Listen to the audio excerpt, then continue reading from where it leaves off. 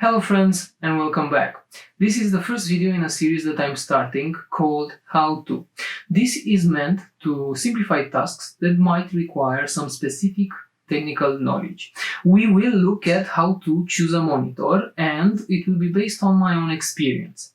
If you have seen my previous video, recently I bought a new monitor. The whole process started off nice and innocent, but I very quickly found myself unable to choose between different products. My goal here is to save you the headache and get that new monitor in your possession as soon as possible. Step number 1. Relax. Even though you might want to rush to get that new shiny toy in your possession, and believe me, I know exactly the feeling. Nothing good comes from rushing. Step number 2. Set your budget. I cannot stress how important it is to set a budget. If you are anything like me, you are always looking for something just a little bit better.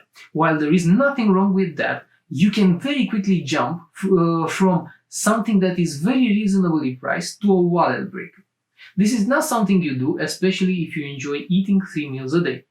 Step number 3. Define your use cases. What I mean by this is that you should think about how you will be using your monitor. In my case, I am a programmer. I am looking for space. I always have at least one editor or multiple applications and a gazillion Chrome tabs open looking for that pesky bug. This translates into space. You could go for one large monitor, which I did, or multiple monitor setup. I am also an amateur photographer and video editor.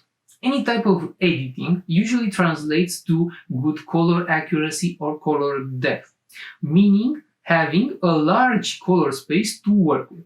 This translates into an IPS monitor. I will not go on. I will not go into OLEDs and anything like that.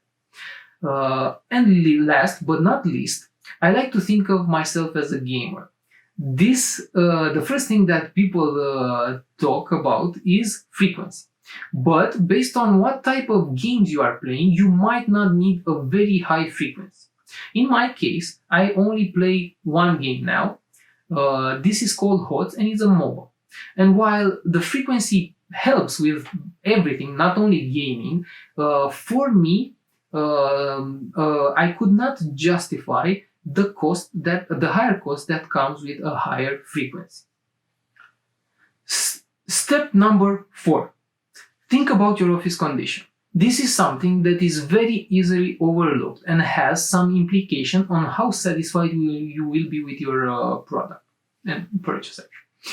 How bright is your office? If you work in a very bright room, the monitor needs to be capable of producing a high brightness. This translates in a high number of nits or candles. How far from the monitor will you be sitting? This has two major implications. The size of the monitor you can easily and comfortably use is affected by the distance between your eyes and the panel itself, the monitor.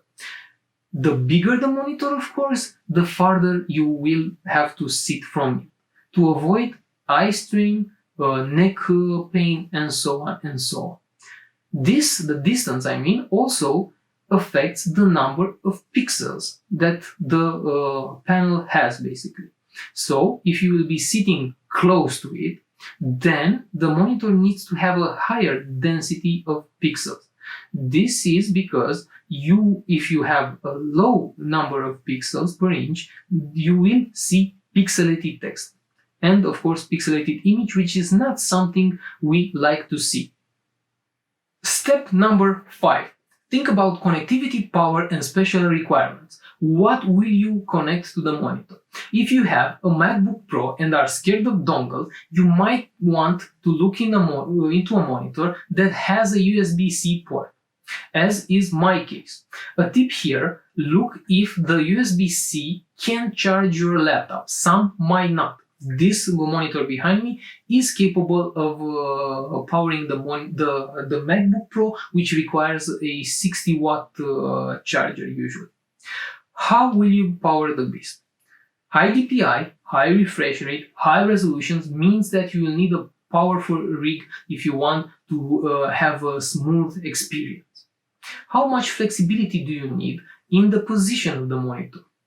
If the answer is yes, then you might be looking for something with a flexible arm, like I did in my case. Or, of course, some monitors have a very flexible stand, but this could differ, of course.